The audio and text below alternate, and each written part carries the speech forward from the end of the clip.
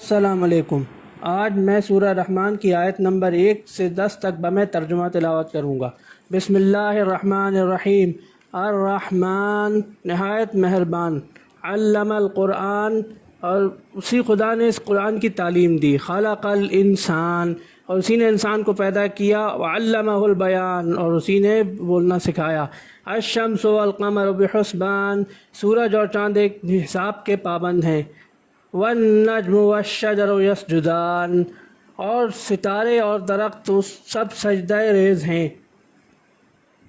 والسماء رفعها ووضع المیزان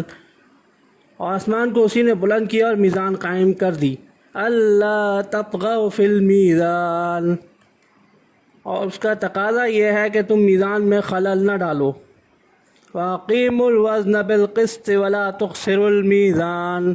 اور انصاف کے ساتھ ٹھیک ٹھیک تولو اور ترازو میں ڈنڈی نہ مارو،